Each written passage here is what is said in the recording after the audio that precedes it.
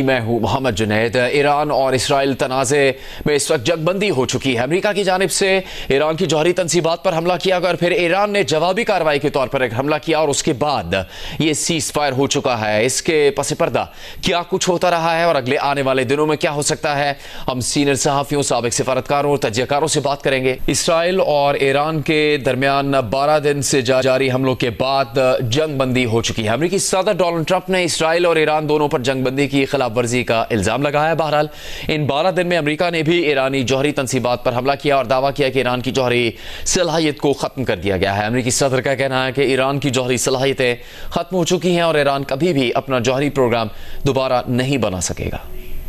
I think it's been completely demolished. I think the reason we're here is because those pilots, those B-2 pilots, did an unbelievable job. Those pilots hit their targets. Those targets were obliterated, and the pilots should be given credit. Iran will never rebuild its nuclear. From there, absolutely not. That place is under rock. That place is demolished. That place is gone. Basically, have two countries that have been fighting so long and so hard that they don't know what the they're doing. Do you understand that?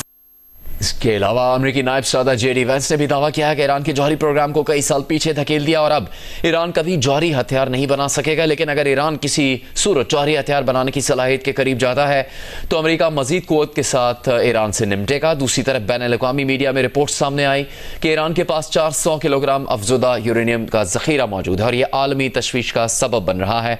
इस पर जियो news की खुसूसी report आपको दिखाते हैं। बैनुल-अक़वामी जौहरी तवानाई agency के मुताबिक पहले से ही जुज़वी तौर पर मुतासरा इस्फहान की जौहरी तंसीब को दर्जनों मिसाइलों का निशाना बनाया गया। ताहम हमले के वक्त वहाँ मामूली या कोई अफजोदा यूरेनियम मौजूद नहीं था। अमरीकी नायब सदर जेडी वेंस ने इशारा किया कि जौहरी ईंधन इतवार की शब आखिरी लम्हात में मुंतकिल किया गया। उन्होंने एक इंटरव्यू में कहा कि अमरीका इस बारे में अगले चंद हफ्तों में कोई लाएमल इख्तियार करेगा।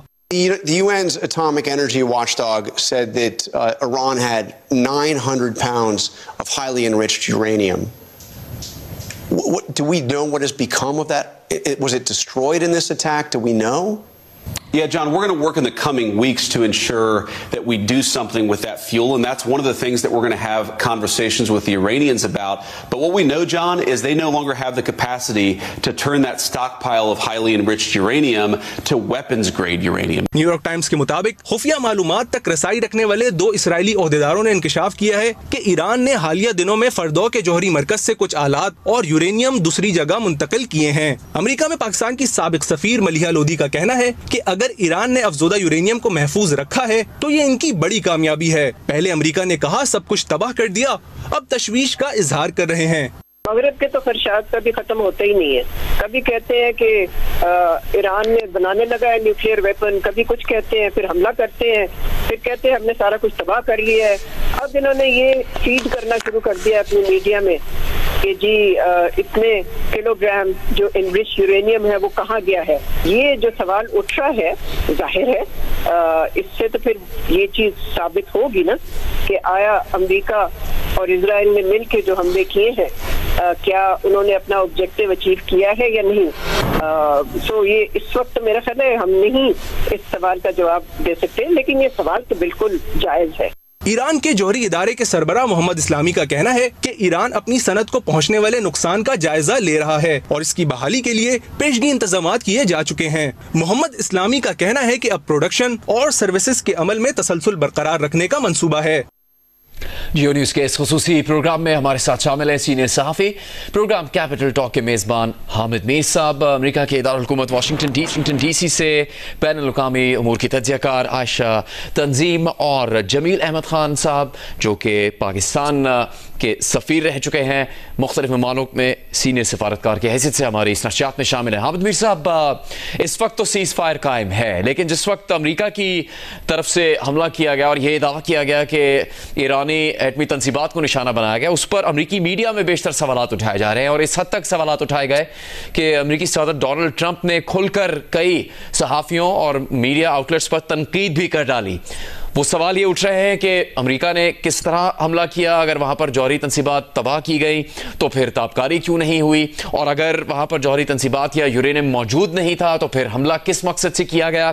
क्या अब तक हकीकत आपके सामने आ सकी है अमेरिका के दावे और फिर अमेरिका के इस एक्शन पर की जाने वाली तनकीद से मुतालिक? देखिए जुनैद साहब, अगर आप डोनाल्ड ट्रंप और नेतन्याहू का जो आपस में एक जाती ताल्लुक है, फिर दोनों की फैमिलीज की जो एक तवील एक दूसरे के साथ एसोसिएशन है, उसको सामने रखे हैं। डोनाल्ड ट्रंप का जो पहला दौरे सदारत था, उस दौर में उन्होंने इजराइल के साथ मिलकर क्या कुछ किया, और फिर जो इस वक्त पिछले 3-4 दिन से जो इजराइल के जो बड़े अहम न्यूज़पेपर्स हैं, उनके एडिटोरियल्स को पढ़े, उनमें जो कॉलम छप रहे हैं, उनको आप देखें तो मुझे तो कोई शक नहीं है कि ये जो इजराइल ने ईरान पर हमला किया,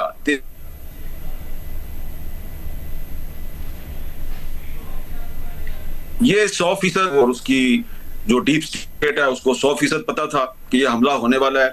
और जो 15 जून को मस्कत में जो मुज़ाकरात होने थे ईरान के और अमेरिका के, उन मुज़ाकरात को एक जंगी हथियार के तौर पर इस्तेमाल किया गया।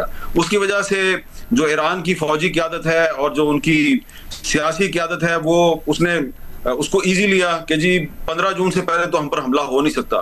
तो ये जो हमला हुआ, ये हमला जो है, ये मेरे ख्याल में ये कोई जौहरी प्रोग्राम को ख़त्म करने के लिए नहीं हुआ, ना ही इसका मकसद ईरान के न्यूक्लियर प्रोग्राम को ख़त्म करना था। इसका सिर्फ एक ही मकसद था, और वो 1 पॉइंट एजेंडा था, ईरान में रजीम चेंज करवाना, ईरान में जो हुकूमत है उसको तब्दील करवाना। और ख्याल ये था, इनकी जो पॉलिटिकल कैलकुलेशन थी वो ये थी कि जैसे ही हम टॉप मिलिट्री लीडरशिप को एलिमिनेट करेंगे, उनको कत्ल करेंगे, तो बगावत हो जाएगी। और फिर इन्होंने बहुत से जो पासदाराने इनकलाब की लीडरशिप है, और इसके अलावा जो ईरान के सदर हैं, उनके इर्द गिर्द जो लोग हैं, ईरान के जो वजीर खारजा हैं, उन समेत बहुत से लोग जो है, उनको बाकायदा जो है वो अप्रोच किया गया कि आप इस रजीम की सपोर्ट छोड़ दें। कुछ लोगों ने इनकार कर दिया, कुछ खामोश हो गए और कुछ मारे गए। तो ये जो इंटेलिजेंस बेस्ड ऑपरेशन किया गया पहले दिन 13 जून को, वो तो काफी हद तक कामयाब रहा। कत्लो गारत हो गई, टारगेट किलिंग भी हो गई, लेकिन जो पॉलिटिकल कैलकुलेशन थी अमेरिका की और इजराइल की ईरान के बारे में कि वहां पर हम एक रजीम चेंज कर देंगे, वो गलत साबित हो गई। और फिर जब ईरान ने जवाबी कार्रवाई शुरू की, मिसाइल मारने शुरू किए, तो फिर सूरत हाल ही बदल गई। तो अब ये जो आप अमेरिकी मीडिया में जो सवालात उठाए जा रहे हैं, जिसका आप जिक्र कर रहे हैं, तो ये दरअसल अब मेरा ख्याल है इसको जो नेतन्याहू की जो नाकामी है और अमेरिका की जो नाकामी है, उसको छुपाने के लिए इन्होंने पहले हमला करवाया डोनाल्ड ट्रंप से, उन्होंने हमला किया और फिर अनाउंसमेंट कर दी, और रजीम चेंज में वो कामयाब नहीं हो सके, इसलिए उन्होंने सीज फायर करवा दिया। क्योंकि जो इजराइल है उसके हजारों जो शहरी हैं वो मुल्क छोड़ के भाग गए हैं। उन्होंने पहले कभी इस तरह की पेन बर्दाश्त नहीं की, वो दूसरों को तो पेन देते रहे, लेकिन खुद उन्होंने पहली दफा उनको जब पेन का सामना करना पड़ा तो उस दर्द से वो बौखला उठे हैं और वो भाग उठे अपने मुल्क से। इसलिए जो डोनाल्ड ट्रंप है, उन्होंने फेस सेविंग की है। नेतन्याहू की ये जो उन्होंने गाली गलौज भी की है ना, जो गलत जुबान भी इस्तेमाल किया है, ये भी सारा ड्रामा है। क्योंकि आप डोनाल्ड ट्रंप पे एतबार नहीं कर सकते। डोनाल्ड ट्रंप ने कहा था कि जी मैं 2 हफ्ते दे रहा हूं डिप्लोमेसी को, 2 दिन के अंदर अंदर उन्होंने हमला कर दिया, तो उन पर कोई एतबार नहीं कर सकता। जो असल मसला था, वो उनका जो असल ऑब्जेक्टिव था ईरान में रजीम चेंज था, उसमें वो मुकम्मल तौर पे नाकाम हो गए हैं। और अब अपनी नाकामी को छुपाने के लिए वो एक नया इशू क्रिएट कर रहे हैं कि जी वो ईरान की जो 408 किलोग्राम एनरिच्ड यूरेनियम है वो कहां पर है। वो तो सबको पता था, वो वहां पे थी नहीं कोई भी।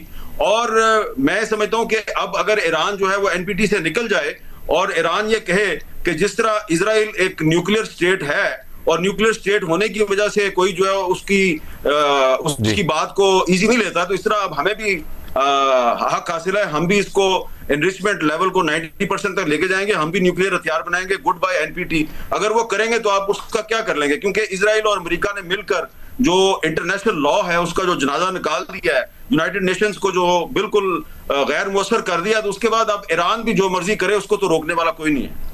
अब आयशा तंजीम साहिबा, क्या अमेरिका में संजीदा सतह पर ये बात ज़ेरे बहस है, जिसकी तरफ हमने सवाल उठाया और हामिद मीर साहब भी उस पर अपनी राय का इजहार कर रहे हैं कि अगर अमेरिका ने वहाँ हमला किया और वो बहुत महंगा हमला था, तो उसकी नतीजे में क्या असल में तबाही हुई, या फिर ये तशवीश मुब्तला इस तशवीश में मुब्तला है अमेरिकी मीडिया कि ईरान का वो अफजुदा यूरेनियम कहाँ है, या फिर सिर्फ ये खिफत मिटाने के लिए ये सवाल सामने रखा जा रहा है, जैसे कि हामिद मीर साहब ने अपनी राय का इजहार किया? जी, थैंक यू वेरी मच। देखिए, ये सवालात अमरीकी मीडिया में उठ रहे हैं। मैं हामिद मीर साहब का बहुत तजुर्बा है, लेकिन मैं उनसे बहुत रिस्पेक्टफुली थोड़ा सा डिसएग्री करूंगी। मेरा ख्याल है बीबी नेतन्याहू जो है वो तो शुरू से रजीम चेंज चाह रहे थे, लेकिन डोनाल्ड ट्रंप जो है, और डोनाल्ड ट्रंप का बहुत कॉम्प्लिकेटेड, आप समझ नहीं पाते अक्सर कि वो क्या चाहते हैं। लेकिन एक चीज यहाँ पे बहुत सारे तज्जियाकार कह रहे हैं कि वो बहुत अरसे से, जिसको कि उनकी नजर में कोई जीत हो, कोई विन हो इंटरनेशनल सतह पे, पहले वो कोशिश कर रहे थे रशिया यूक्रेन की जंग बंद हो जाए, वो नहीं हुई। उनका ख्याल था जल्दी हो जाएगी, उन्होंने कहा था मैं आऊंगा तो चुटकी बजाते सारी जंगें खत्म करा दूंगा। वो चुटकी बजाते जंगें नहीं खत्म हुई। रशिया यूक्रेन की जंग, उनकी तवक्को के उनका ख्याल था वो पुतिन से बात करेंगे और पुतिन जो है वो कोई सीज फायर का ऐलान कर देगा। ऐसा नहीं हुआ। यहां भी वो जब बात कर रहे थे ईरान से, तो उनका ख्याल था कि ईरान फौरन मान जाएगा, वो कहेंगे कि डील दोबारा कर लो, क्योंकि थोड़ी सी डोनाल्ड ट्रंप के बारे में लोग कहते हैं कि उनमें इंपेशेंस पाई जाती है। जब ईरान फौरन नहीं माना, उन्होंने 60 दिन का मौका दिया, तो ये बात ठीक है कि इजराइल ने जो हमला किया इसके बारे में बहुत सारी इंडिकेशंस हैं कि उनको पहले से पता था।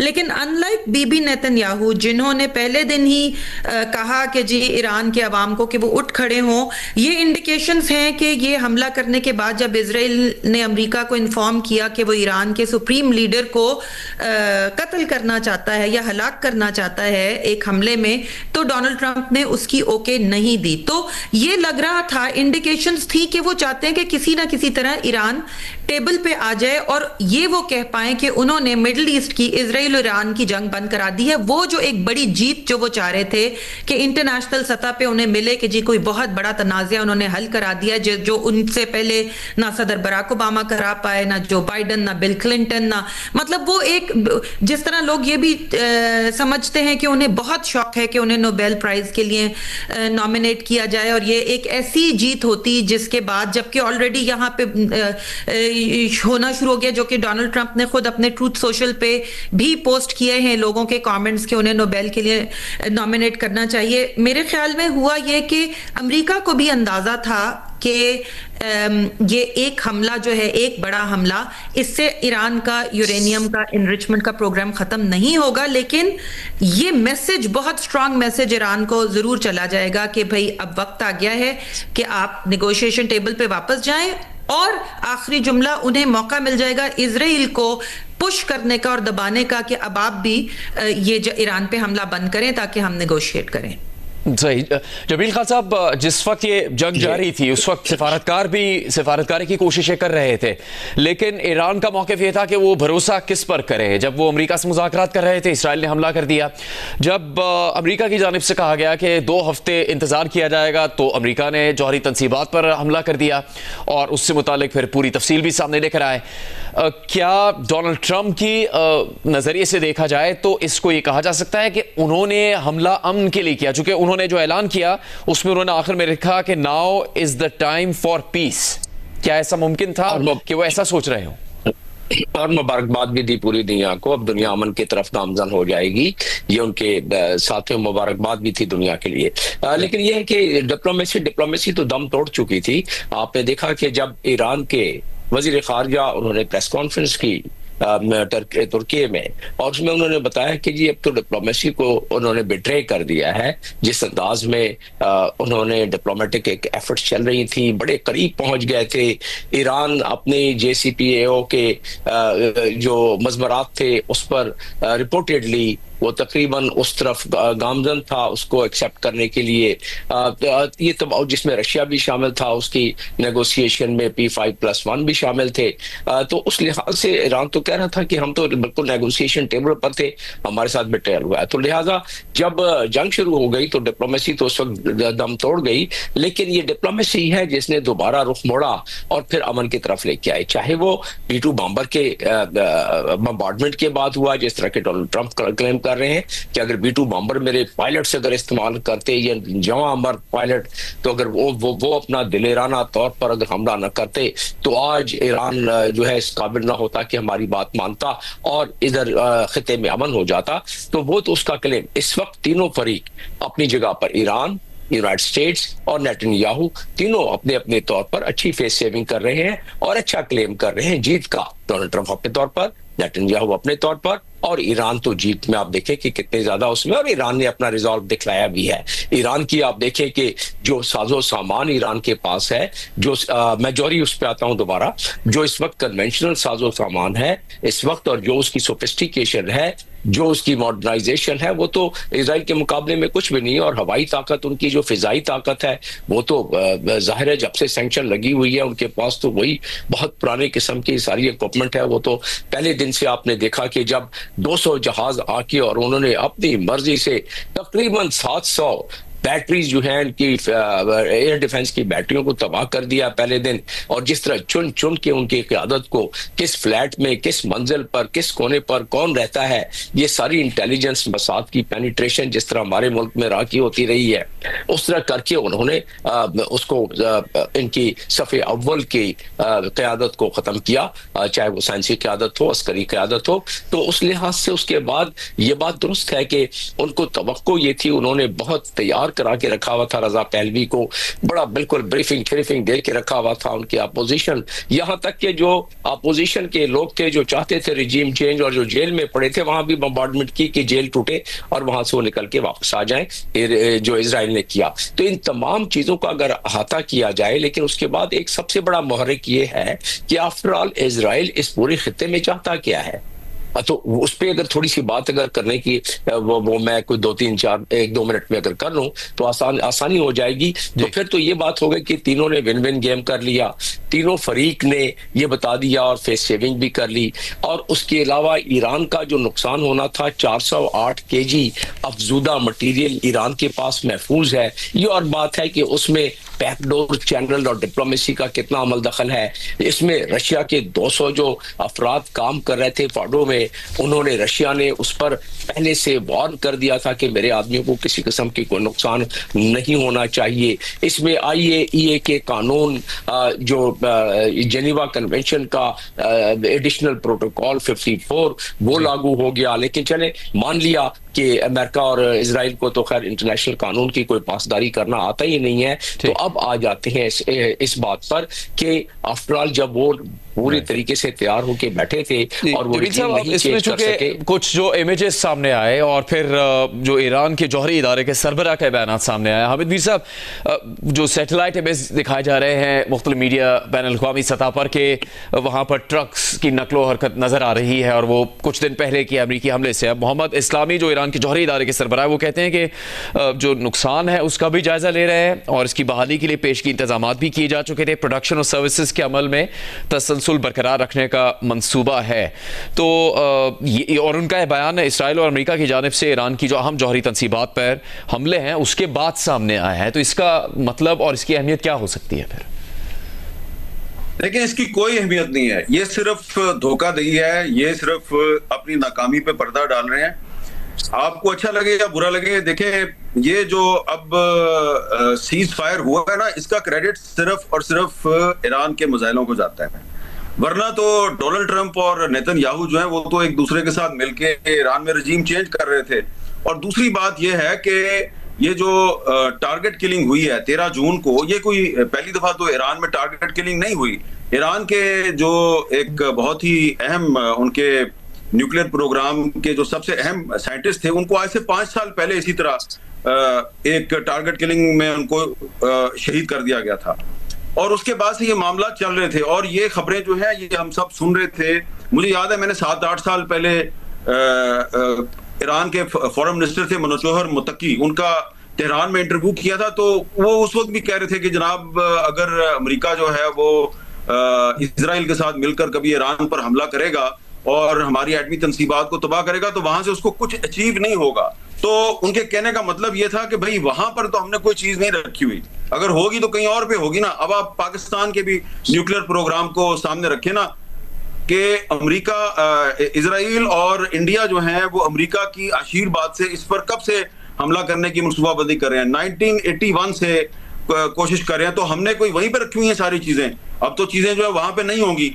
तो इसलिए ये एक सीधी सी बात है 2+2 = 4 है कि ये जिन एटमी तंसीबात पर हमला किया है अमेरिका ने अपने बम गिराए हैं, वहां पर कोई चीज नहीं थी।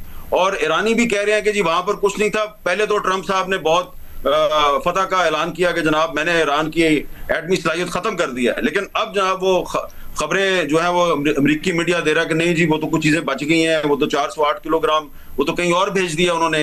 ये सिर्फ इसलिए किया जा रहा है कि एक गुंजाइश बाकी रहे कि अब अगर आने वाले वक्त में भी 2 हफ्ते बाद 2 महीने बाद अगर दोबारा ईरान के खिलाफ कोई एक्शन लेना हो, कोई दोबारा नया हमला करना हो, तो फिर कोई जस्टिफिकेशन तो होनी चाहिए ना। तो पहला तो जो उनका ऑब्जेक्टिव था वो उसमें वो अचीव नहीं कर सके। अब उन्होंने दोबारा से ये काम जो शुरू किया है, इसका मकसद मुझे सिर्फ ये नजर आ रहा है कि अब एक जो पहले उनकी सुबकी हो गई है, उनकी एम्बेरसमेंट हो गई है, बहुत बड़ी एक इजराइल को डिफीट हुई है। कोई इजराइल को इसमें कामयाबी नहीं हुई। अगर कोई कहता है कि इजराइल को कामयाबी हुई है तो मैं तो उससे इत्तेफाक नहीं करता। क्या कामयाबी हुई है? इजराइल तो बुरी तरह से नाकाम हो गया है। ट्रंप ने उसको फेस सेविंग दी है। अगर कामयाबी हुई है तो वो सिर्फ और सिर्फ ईरान के मिसाइलों को हुई है। ईरान का भी नुकसान बहुत हुआ है और उनको भी अपने घर को देखना चाहिए, उसको ठीक करना चाहिए कि जहां पर के मुखबरी इतनी ज्यादा है कि उनके बहुत आर्मी चीफ जो है उनके समेत बहुत अहम जर्नैल जो है उनको मार दिया गया घर में सोए हुए। लेकिन इसके बावजूद ईरान के जो मिसाइल हैं उनकी वजह से ये सीज फायर हुआ है। और अब सिर्फ ईरान का न्यूक्लियर प्रोग्राम जो है उसको खत्म नहीं करना इसराइल और अमेरिका ने मिलकर, बल्कि उसका मिसाइल प्रोग्राम भी खत्म करना है। और आप ये देखिएगा कि ये कोई ना कोई जस्टिफिकेशन निकालेंगे इसराइल और अमेरिका मिलकर और ये ईरान पे दोबारा हमला करेंगे। तो आयशा तंजीम साहबा, क्या अमेरिका में इस वक्त ये तकसीम है मौजूद के डोनाल्ड ट्रंप की सोच पिछली मुद्दत सदारत के मुकाबले में मुख्तलिफ है? उन्होंने पहला दौरा भी मशरिक़ वस्ता का किया, सदर बनने के बाद इसराइल नहीं गए। फिर इस वक्त कई सरकर्दा रिपब्लिकन रहनुमा जो कि मेंबर कांग्रेस हैं वो तनकीद कर रहे हैं इसराइल पर और अमरीकी इंतजामिया के ऐसे किसी भी इकदाम से जो इसराइल की हिमायत में किया जा रहा है। मार्जरी टेलर है, थॉमस मासी है, जो खुलकर तनकीद कर रहे हैं कि इसराइल अमेरिका को इस जंग में घसीटने की कोशिश कर रहा है और ये हमारी जंग नहीं है। जी देखिए, 2-3 चीजें। पहली बात तो ये कि डोनाल्ड ट्रंप जो है वो उन्होंने पूरी इलेक्शन कैंपेन में माना कि जैसे मीर साहब कह रहे हैं कि डोनाल्ड ट्रंप अपनी हर बात पे पूरा नहीं उतरते, लेकिन उन्होंने कहा कि जी मैं अपने दौर में कोई जंगें शुरू नहीं करूंगा। फिर दूसरी बात यह कि इस वक्त अमेरिका का जो बजट बन रहा है वो भी इस बात पे बन रहा है कि अमेरिका जो है वो बहुत ज्यादा कर्ज में इस वक्त डूबा हुआ है, जो डेफिसिट है वो कम करना है, तो हम मजीद पैसे खर्च, और अमेरिका का ये बहुत सारा डेफिसिट पुरानी जंगों की वजह से जमा हुआ है, तो हम मजीद कोई जंग नहीं करना चाहते या हम अफोर्ड नहीं कर सकते अनलेस अमेरिका का डायरेक्टली इंटरेस्ट। ये अमेरिका में बातें हो रही हैं। और तीसरी बात, जो सबसे बड़ा हाथ है यहाँ पे डोनाल्ड ट्रंप साहब की जो मेगा बेस है, मेक अमेरिका ग्रेट अगेन की जो उनकी कल्ट बेस है, उस बेस में से बहुत ज्यादा ये आवाजें उठी। देखिए आपने मार्जरी टेलर ग्रीन की बात की, लेकिन स्टीव बैनन जो कि एक बहुत इन्फ्लुएंशियल शख्स है उस बेस में, टकर कार्लसन जो पहले फॉक्स न्यूज के होस्ट होते थे, उन्होंने बहुत सख्त बातें की। उनका एक क्लिप बहुत रहे हैं एक वो इलेक्टेड मेंबर से कि जी आप ईरान के बारे में क्या जानते हैं, आप रजीम चेंज की बात कर रहे हैं, आप तो इस मुल्क के बारे में कुछ जानते ही नहीं है। सेनेटर और ये क्रूज से इंटरव्यू कर रहे हैं। बिल्कुल जी टेड क्रूज से इंटरव्यू करते हुए। तो मतलब ये कि ये बातें जो मेगा बेस से उठ रही थी कि ये हमारी जंग नहीं है, हमारा इस वक्त कोई इंटरेस्ट नहीं है, हम मिडिल ईस्ट में एक नई जंग शुरू नहीं करना चाहते, और ये बातें कि ईरान जो है वो इराक से पॉपुलेशन उसकी दुगनी है, रकबा उसका 4 गुना है, ये सारी बातें अमेरिकी मीडिया में हो रही थी। लेकिन डोनाल्ड ट्रंप के लिए, सदर ट्रंप के लिए ये सबसे इंपॉर्टेंट बात थी कि उनकी अपनी बेस से जो हर वक्त उनका साथ देती है, वहां से ये आवाजें बहुत जोर शोर से उठना शुरू हुई थी कि ये अमेरिका को इस जंग का हिस्सा नहीं बनना चाहिए। सो मेरा ख्याल में कि उसका शायद जितना असर उसका हुआ होगा, क्योंकि वो अपनी बेस को बहुत फॉलो करते हैं, सोशल मीडिया पे बहुत एक्टिव हैं, लोगों के कमेंट्स पढ़ते हैं और उसका उन पे असर होता है। सो मेरे ख्याल में कि उनकी बेस का, फिर ये पहली दफा थी उनकी प्रेसिडेंसी में, अब तक ये था कि जो मेन स्ट्रीम रिपब्लिकन है वो पब्लिकली उनसे वो नहीं करते, they don't break away from him. ये पहला मौका था जिसपे कि हमने कुछ मेन स्ट्रीम रिपब्लिकन और मेगा बेस सबको देखा कि खुल के इसकी मुखालफत की। तो मेरे ख्याल में डोनाल्ड ट्रंप को ये अंदाजा हुआ कि ये जो मैंने अपना कैंपेन प्रॉमिस किया था, ये वो मौका है कि लोग उसके बारे में सीरियस हैं और मुझे शायद उस कैंपेन प्रॉमिस को पूरा करना पड़ेगा और इस जंग में मैं नहीं जा सकता। हामिद मीर साहब, इस सीज फायर से पहले तक तो ईरान का उसूली मौक़िफ़ ये था कि वो जौहरी हथियार नहीं बनाना चाहते। सुप्रीम लीडर ने उसका हतमी हुक्म जारी नहीं किया। वो अपनी जो एनर्जी नीड्स है उसके लिए इन जौहरी तनसीबात पर काम कर रहे हैं, और कई एक जौहरी प्लांट ऐसा भी है जहां पर रूस की जानिब से कई साल से काम किया जा रहा है, और उसका रूसी सदर ने भी जिक्र किया। अब ये सब होने के बाद जो कुछ हुआ, आपने कई वाक़यात का जिक्र भी किया कि ईरान पर हमला किया गया, ईरान ने उसका मुंह तोड़ जवाब भी दिया, तो क्या इसके बाद आपको उम्मीद है कि अमेरिका और ईरान के संजीदा मुज़ाकरात हो सकेंगे, और ये कि क्या ईरान का वही असूली मौक़िफ़ रहेगा कि वो जौहरी हथियार नहीं बनाना चाहते, या वो सोच भी बदल सकती है? देखिए, अब मसला सिर्फ ईरान का नहीं है, अब मसला जो है वो पूरे थर्ड वर्ल्ड का है, पूरे मुस्लिम वर्ल्ड का है। क्योंकि जिस तरीके से इजराइल ने और अमेरिका ने मिलकर इंटरनेशनल लॉ की धज्जियां बखेरी हैं, यूनाइटेड नेशंस की जो जनरल असेंबली की रेजोल्यूशंस हैं, खासतौर पे रेजोल्यूशन 181, उसकी जिस तरीके से उसका मजाक बना दिया इजराइल ने। इजराइल इस 181 के जरिए मार्ज़े वजूद में आया था, लेकिन वो एक फलस्तीनी रियासत जो है उसको कबूल करने के लिए तैयार नहीं है। और डोनाल्ड ट्रंप ने अपने पहले दौरे हुकूमत में जो अमेरिका का सफारत खाना है वो तिल अबीब से उसको यरूशलेम में मुंतकिल करके 181 की उसने खिलाफवर्जी, क्योंकि 181 के तहत जो यरूशलेम है, यानी कि जो जहां पे मस्जिद अक्सा वाक़या है, ये ना इजराइल के पास होगी ना फलस्तीन के पास होगी, इस पे इंटरनेशनल कंट्रोल होगा यूनाइटेड नेशंस का। तो मसला जो है वो अब ईरान का या अमेरिका का या इजराइल का नहीं है। मसला ये है कि ये दो जो ताकतें हैं, एक इजराइल जो कि मशरकी वस्ता का एक बदमाश है, एक बुली है, और दूसरा उसका सरपरस्त डोनाल्ड ट्रंप, इन दोनों ने मिलकर इंटरनेशनल लॉ को मजाक बना दिया, डिप्लोमेसी को फेल कर दिया है। अगर कोई ये समझता है कि ये डिप्लोमेसी की जीत हुई है सीज फायर के जरिए, तो मैं उससे इत्तेफाक नहीं करता। ये जीत सिर्फ और सिर्फ ईरान के मिसाइलों की हुई है। तो अब मसला ये है कि जो कुछ इजराइल ने अमेरिका की आशीर्वाद के साथ किया है, ये अब दूसरे ममालिक भी करेंगे। और मैं बतौर एक पाकिस्तानी मैं बहुत कंसर्न्ड हूं कि पिछले 3-4 हफ्ते में जो इंडिया ने इजराइल समेत बहुत से ममालिक से जो भारी तादाद में वो असला खरीद रहा है और उसको पाइल अप कर रहा है, वो क्यों कर रहा है? और इसलिए मैं समझता हूं कि ये एक जो डिप्लोमेसी और इंटरनेशनल लॉ का फेलियर हुआ है इस जंग में, इसकी वजह से अब इंडिया भी कोशिश कर सकता है कि वो भी इस खिते में इजराइल का किरदार जो है उसको रिपीट करे। क्योंकि देखिए, इस वक्त जो इजराइल ने ईरान के खिलाफ जो ड्रोन इस्तेमाल किए और जो मिसाइल इस्तेमाल किए, आपको पता है इनमें से अक्सर ड्रोन और मिसाइल जो हैं वो इजरायली कंपनियों ने जो इंडिया में फैक्ट्रियां लगाई हुई हैं, हैदराबाद में अडानी ग्रुप ने एक फैक्ट्री लगाई हुई है जहां से ड्रोन तैयार होते हैं, तो वहां से ड्रोन तैयार करके इजरायली कंपनी इंडिया में ड्रोन तैयार करके वापस इजराइल भेजती है। इजराइल वो ड्रोन जो है वो ईरान पे मारता है। उनमें से बहुत से ड्रोन पाकिस्तान पे भी मारे गए ये मई के महीने में। तो पिछले सिर्फ 2 साल में इंडिया ने इजराइल से $4 अरब का असला खरीदा है। ये इंडिया किसके लिए असला खरीद रहा है? चाइना के लिए तो नहीं ना खरीद रहा। तो भाई सीधी सी बात है, हमारे लिए खरीद रहा है। तो मैं ये समझता हूं कि ये जो इजराइल ने जो कुछ किया है ये पिछले 10-12 दिन के दौरान में, और उसको कोई जो है वो यूनाइटेड नेशंस की कोई परवाह नहीं है, उसको इंटरनेशनल लॉ की कोई परवाह नहीं है, तो ये एक बहुत गलत रवायत पड़ गई है। अब जिसकी लाठी उसका भैंस, ये एक कानून है जो दुनिया में चलेगा। ताकतवर जो है उसका राज होगा हर जगह पे। और एक उर्दू में लफ्ज है हवसे मुल्क गिरी, एक्सपेंशनिस्ट जो है उनको इंकरेजमेंट मिलेगी। तो इसलिए मैं समझता हूं कि नेतन्याहू और ट्रंप अभी दुनिया को बेवकूफ बनाने की कोशिश कर रहे हैं, लेकिन आप थोड़े दिन में देखेंगे कि ये मीडिया की मदद से दोबारा एक नया बयानिया बनाएंगे कि जनाब ये ईरान जो है इसके पास 408 किलोग्राम एनरिच्ड यूरेनियम है, इसका लेवल जो है ये 90% तक ले जाएंगे, ये बम बनाना चाहते हैं, इसके ऊपर एक और हमला होना चाहिए और ये दोबारा करेंगे।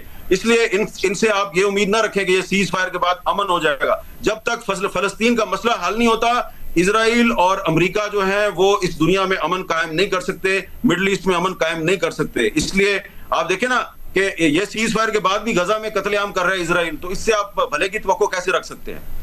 जमील खान साहब, यही बात बर्नी सैंडर्स भी तनकीद कर रहे हैं कि इसराइल इतने तनाज़ात के बावजूद फ़लस्तीनियों का कत्लेआम रोकने के लिए तैयार नहीं है। इस 12 दिन की जंग और फिर 2 बरस होने वाले हैं, इसराइल की कार्रवाइयाँ जो बहुत ही ज़ालिमाना कार्रवाइयाँ फ़लस्तीनियों के ख़िलाफ़ जारी है, इसके मज़ीद असरात क्या हो सकते हैं? इंसानी तौर पर जो नुकसानात हो रहे हैं वो हमारे सामने हैं, मुआशी तौर पर और फिर मुस्तकबिल के हवाले से क्या नुकसानात हो सकते हैं इस खत्ते को? देखिए, इजराइल की जो एक्सपेंशनिज्म का जो तरीका कार है वो आज का नहीं है। जो इन्होंने स्विट्जरलैंड में पहली मीटिंग कॉल की थी 1897 में, उस वक्त से जो रोड मैप बनाया है उस रोड मैप के मुताबिक चल रहे हैं। और जाहिर है उसकी अभी इतनी सराहियत हो गई है अमेरिकन सोसाइटी में और मुख्तलिफ ममालिक की सोसाइटी में, और इसमें कि इजरायली लॉबी की पूरी किताब है मीर शायमिर की, जॉन मीर शायमिर की, जो कि खुद अमेरिकन है और प्रोफेसर है और शिकागो में है और बड़े बहुत अच्छे पॉलिटिकल साइंटिस्ट हैं। उन्होंने साबित कर दी Israel is America and America is Israel. तो ये इंटरेस्ट अमेरिका प्रोटेक्ट करता रहेगा। और यहाँ तक भी बहुत सारे एक्सपर्ट्स ने जिक्र किया है, इंक्लूडिंग जॉन मीर शायमिर, कि वो कहते हैं कि जब भी बात आएगी इजराइल के इंटरेस्ट की तो इवन अमेरिकन नेशनल इंटरेस्ट जो है वो उसको भी मलूज़ खातर नहीं रखा जाएगा, बल्कि इजराइल के नेशनल इंटरेस्ट को। और इस बारे में डोनाल्ड ट्रंप ने जो 10 दिन तकरीबन 12 दिन पहले बयान दिया था उसमें यही बयान दिया था कि it's American national security interest कि हम इजराइल को डिफेंस करें। अब उस डिफेंस की डेफिनेशन उन्होंने यही की कि इजराइल का हमेशा, गाजा की आप बात कर रहे थे, गाजा तो एक प्रूवन जेनोसाइड है, वो तो उसका एविडेंस इंटरनेशनल क्रिमिनल कोर्ट में मौजूद है, वारंट निकले हुए हैं। दुरुस्त हामिद मीर साहब की कि इस वक्त नेशन स्टेट्स जो हैं उसमें कोई और चीज, कोई जो order of the international legal framework नहीं है। इस वक्त नेशन जो भारी है, जो हावी है, जो ताकतवर है, जिस तरह का जिक्र हो रहा था, मैं उसमें थोड़ा सा बिल्ड करता हुआ बताऊं कि इजराइल का तो 181 एक बात है, लेकिन जो उसका दूसरा कलीदी सिक्योरिटी काउंसिल का बाइंडिंग रेजोल्यूशन है 242, जिसके तहत उन्होंने गोलान हाइट को खाली करना था।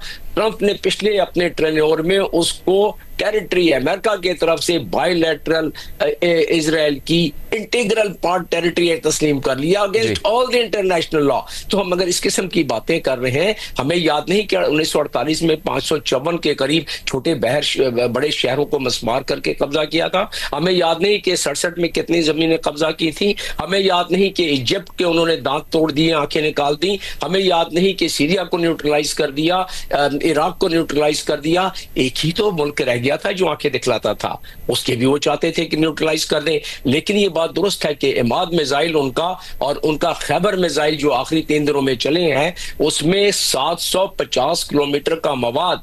और अब जो आप बात चल रही है यहाँ इस वक्त हमारे दरमियान, वो है कि जो अफजूदा शुदा मटेरियल है 408 किलोग्राम, जो कि 60% है। साइंटिफिक पेपर्स मौजूद हैं इस वक्त नेट पर जो बताते हैं कि 10 दिन में इसको 90% तक आप लेके जा सकते हैं। उनका इस्फहान में जो तबाह किया है, हम कह रहे हैं ना कि तबाह नहीं हुआ है, पार्शियल तबाह हुआ है। गो कि डोनाल्ड ट्रंप कहते हैं कि हमने बिल्कुल निस्तो नाबूद कर दिया है, पार्शियल तबाह हुआ है। और जो इनकेसिंग होती है, जो मेटर्जी का काम होता है, जो कदीर खान कर रहे थे, तो वो मेटर्जी का काम इस्फहान में होता था, जिससे कि शेल बना के और उसके अंदर वो मवाद बंद करके, और उनके पास लॉन्चिंग सिस्टम तो ऑलरेडी है। तो ये इस तरह आनन फानन में चीजें नहीं हुई है, ये तो उनके सुप्रीम लीडर का फतवा है, वरना 10 दिन में तो वो बना सकते थे। और अब जब उनके पास इनका इंफ्रास्ट्रक्चर जो कि केसिंग वाला सिलसिला है, मेटल वाला सिलसिला है, उसमें कोई तबाह हुआ है, वी डोंट नो कि how much it has been destroyed. लेकिन अगर वो पार्शियल भी है तो they can always try and reset. जब तक इजराइल का वो मंसूबा मास्टर प्लान मिडिल ईस्ट के लिए मौजूद है, उस वक्त तक ये सिलसिला जारी रहेगा। जब तक कि फलस्तीन का मामला तो ये हल नहीं होने देंगे, उस वक्त तक ये मामला इसी तरह चलता रहेगा। जब तक OIC कंट्रीज जितने भी हैं हमारे, वो वो बिल्कुल न्यूट्रलाइज रहेंगे। आप देख लें, इतनी ये अजीब बात है, जुल्म की बात है कि काउंसिल ऑफ फॉरेन मिनिस्टर की मीटिंग बुलाई गई है इतने बड़े साने में, जो कि एक मेंबर मुल्क उनका, एक अपना मुसलमान मुल्क जो उनका जिस मकसद के लिए आर्टिकल 9 में बड़े वाज़ेह तौर पर दिया हुआ है OIC के आर्टिकल 9 में कि सरबराहान का इजलास बुलाएंगे अगर इस किस्म का किसी मेंबर पर अगर वक्त आता है। उन्होंने काउंसिल ऑफ फॉरेन मिनिस्टर का बुला लिया। इससे पहले फलस्तीन के बारे में 4 के करीब एक्स्ट्राऑर्डिनरी सेशन हुए हैं। कहां उन्होंने पाबंदी लगाई? कुछ ना करते। हिम्मत अगर नहीं है तो अपनी फिजाओं को रोक देते।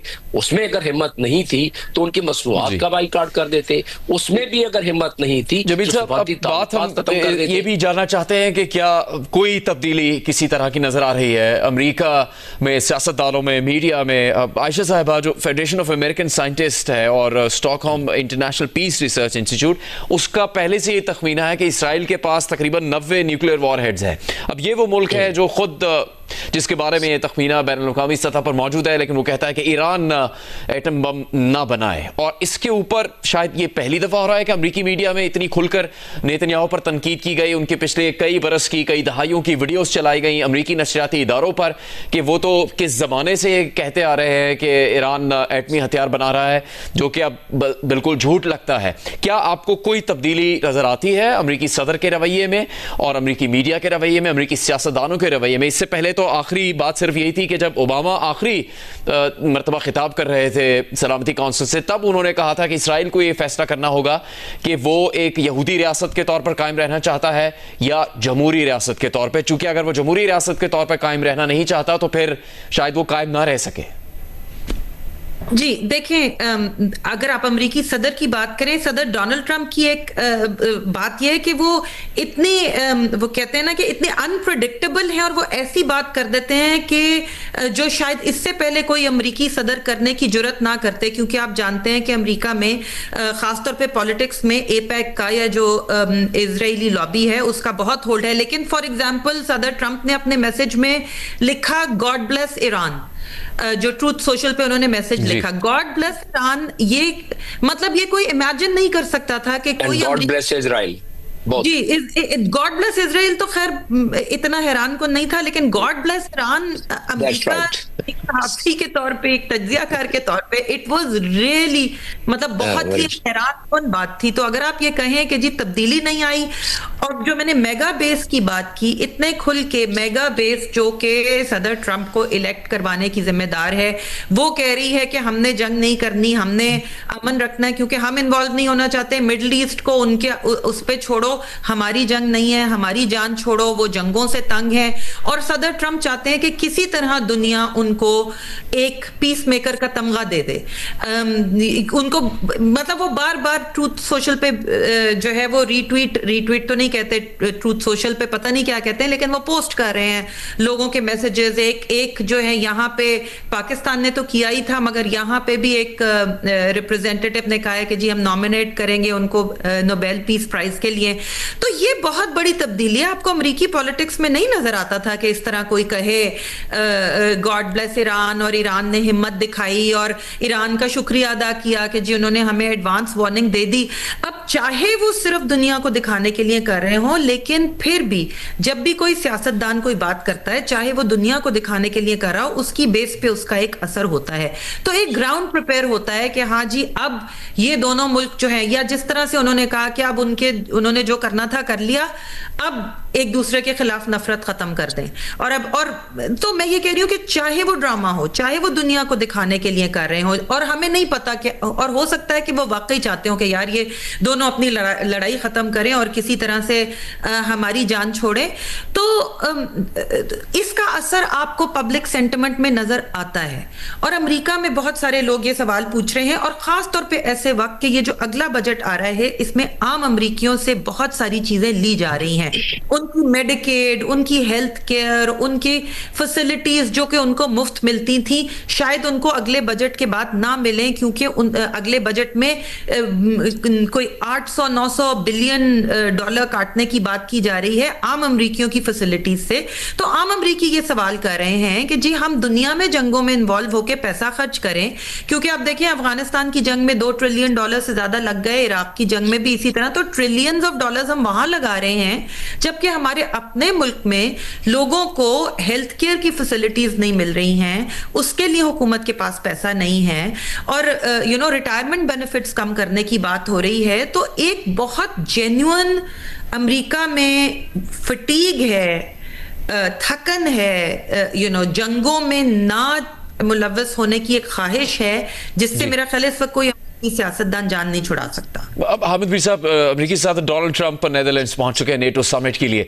इस दौरान भी उन्होंने जहाज में गुफ्तगू की और 2-3 अहम बातें की। उन्होंने कहा वो हुकूमत की तब्दीली नहीं चाहते ईरान में। ईरान से मुताल्लिक कहा कि वो तेल की दौलत से माला माल है, अगर वो सही रास्ते पर चले, अच्छे काम करे तो बहुत कुछ अच्छा हो सकता है। क्या इन बातों की बिल्कुल भी कोई अहमियत नहीं हो सकती? देखिए जुनैद साहब, प्रॉब्लम ये है कि मैंने तो बतौर एक जर्नलिस्ट के या एक एनालिस्ट के जो हकायक मेरे सामने हैं, जो वाकयात मेरे सामने पेश आए हैं, मैंने तो उनको सामने रखना है ना। अब मुझे ये बताएं कि जिस डोनाल्ड ट्रंप ने पूरी दुनिया के सामने ये कहा कि मैं ईरान और इजराइल का मसला हल करने के लिए डिप्लोमेसी को 2 हफ्ते देने के लिए तैयार हूं, उसके बाद व्हाइट हाउस की जो प्रेस सेक्रेटरी है उन्होंने डोनाल्ड ट्रंप की तरफ से खास तौर पे कहा कि जी मैं उनका मैसेज आपको दे रही हूँ कि जी हम 2 हफ्ते देते हैं आपको जी। उन्होंने 2 दिन भी इंतजार नहीं किया और ईरान पर हमला करके और फौरन उसकी अनाउंसमेंट कर दी। ठीक है जी, एक तो मैं ये इसको एक मिसाल दे रहा हूं। दूसरी मैंने आपको पहले शुरू में मिसाल दे दी थी कि उनका ये कहना है जी कि मैंने जनाब खामनेई साहब के कत्ल का जो मंसूबा है उसको मैंने वीटो कर दिया। इसका मतलब है कि आपको पता था कि इजराइल जो है वो ईरान पर हमला करने जा रहा है और आपको यह भी पता था कि 15 जून को मस्कत में ईरान के और अमेरिका के मुज़ाकरात होने वाले हैं। तो इसका मतलब है कि आप एक धोखेबाज, फरेबी और झूठे इंसान हैं। मैं ये अल्फाज इसलिए इस्तेमाल कर रहा हूं कि हालात और वाकयात ने यह साबित किया है कि डोनाल्ड ट्रंप जो है उसने जंग ना करने का वादा करके अमेरिका के जो वोटर्स हैं उनसे वोट लिए, इलेक्ट हुआ और अमेरिका को एक जंग में ले गया। और फिर जब उसने देखा कि अब इसका कोई मुझे फायदा नहीं हो रहा तो फिर उसने एक यू टर्न लिया। तो वो यू टर्न भी लेता है, वो झूठ भी बोलता है, वो धोखा भी देता है, वो फ्रेब भी देता है। और सबसे बड़ी बात जिसकी वजह से मैं डोनाल्ड ट्रंप को ट्रस्ट करने के लिए तैयार नहीं हूं वो ये है कि एक 50-60 साल पुराना मंसूबा है ज़ायनिस्ट मूवमेंट का कि जो गजा के जो फलस्तीनी हैं इनको वहां से निकाल दिया जाए, इनको निकाल कर किसी और मुल्क में ले जाया जाए। तकरीबन 50-60 साल पहले ये मंसूबा पेश हुआ था जब इजराइल के उस वक्त की जो ज़ायनिस्ट लीडरशिप थी, तो उस वक्त उन्होंने कहा कि इनको फलस्तीनियों को गजा से निकाल के जॉर्डन भेज दो। फिर जब जॉर्डन जो है उसने इजराइल के साथ मामला ठीक कर लिए तो उसके बाद कहा गया जी कि इनको ट्यूनिस भेज दो। ट्यूनिस भेज नहीं सकते। अब वो कहते हैं जी कि इनको जो सहराए सीना है वहां पे किसी जगह पे भेज दिया जाए। और डोनाल्ड ट्रंप साहब ने पिछले साल ये बात जो है ये खुद उन्होंने ये तजवीज खुद पेश की है जो कि यूनाइटेड नेशंस की रेजोल्यूशंस के खिलाफ है, इंटरनेशनल लॉ के खिलाफ है, इंसानियत के खिलाफ है, इखलाक के खिलाफ है। ऐसे आदमी पर मैं तो कम से कम एतमाद करने के लिए तैयार नहीं हूं जिसको गजा में होने वाले जेनोसाइड की परवाह नहीं है, उसको ईरान और इजराइल के दरमियान अमन कायम करवाने की परवाह होगी। That's why I don't trust Trump. Right Jabeel साहब, आलमी सतह पर क्या सबसे अहम बात हो सकती है कि वो अगर अफजुदा यूरेनियम ईरान के पास है और उसके बारे में कहा जा रहा है, दावे किए जा रहे हैं 400 किलोग्राम से ज्यादा, तो वो कहां पर है? या फिर यह कि अमेरिका और ईरान की बातचीत दोबारा शुरू हो सकेगी नहीं? और उससे भी ज्यादा क्या अहमियत की हामिल ये बात होगी कि ये सीज फायर कायम रहेगा या नहीं? ये सीज फायर तो बड़ा फ्रेजाइल है अभी भी, जब तक कि वो जो जिस मकसद के लिए इजराइल ने सारा काम शुरू किया था और इजराइल को मकसद हासिल नहीं होता है। और वो मकसद मैं चंद लम्हे पहले बताया कि मकसद सिर्फ यही है कि अगर कोई खिते में कोई भी मुल्क इस काबिल है कि वो कोई जवाब दे सके। देखें ये आग के शोले इजराइल में, तल अवीव में, हाइफा में कभी देखे नहीं गए थे। 12 दिन बंकर में उसकी पूरी आबादी नहीं सोई थी। तो उस लिहाज से देखा जाए तो ये पहली दफा उनको ये तजर्बा हुआ है। तो उसका मकसद क्या हुआ? जिसने जो रेजिस्टेंस पेश की उससे पहले, चाहे वो हिजबुल्लाह था, हमास था, या सीरिया की मिलिशिया थी, या सद्दाम के जमाने में, या बाकी जितने भी जिसने रेजिस्टेंस और मुजाहिमत का तस्करा भी किया इसके इजराइल के सामने, उसने उसको न्यूट्रलाइज किया। और अब भी वो ईरान को क्या कहते रहे कि वो एक्सेस ऑफ ईवल, ये हमेशा लफ्ज इस्तेमाल किया है उसके एक्सेस ऑफ रेजिस्टेंस को, और कहा कि तो इन तमाम चीजों का अहाता करें अगर आप, तो जब तक कि वो मकासद पूरे नहीं होते तो फ्रेजाइल तो ये रहेगा। रहा अफजूदगी का ताल्लुक, यही तो एक बहाना होगा आइंदा के हमले के लिए कि उनके पास 408 किलोग्राम मौजूद है, 60% जो उनके पास है। बल्कि जॉन बोल्टन ने तो ये कह दिया था कि वो बना चुके हैं। जॉन बोल्टन बड़े अहम आदमी हैं, उनके एडवाइजर रहे हैं डोनाल्ड ट्रंप के, तो ये बहाना तो उनके पास परमानेंट रहेगा। लेकिन ये 408 जो किलो अफजूदा मटेरियल है, ये एक दिन में, 2 दिन में, 3 दिन में सैटेलाइट सारे देख रहे हैं उसको, तो उसमें जाहिर है एक उसमें इंटरनेशनल कोलैबोरेशन है, रशिया की उसमें सपोर्ट है, चाइना की उसमें इंटेलिजेंस है, उनके मुआहदे हुए भी हैं, उनके उसमें स्ट्रेटेजिक मुआहदे हैं जिसके तहत इंटेलिजेंस शेयरिंग करनी है। तो इसमें बहुत सारी चीजें, it's very complex, layer by layer. Jameel साहब आपका बहुत शुक्रिया, हामिद मीर साहब, आयशा तंजीम साहिबा, आप सबका बहुत बहुत शुक्रिया जियो न्यूज के इस खुसूसी प्रोग्राम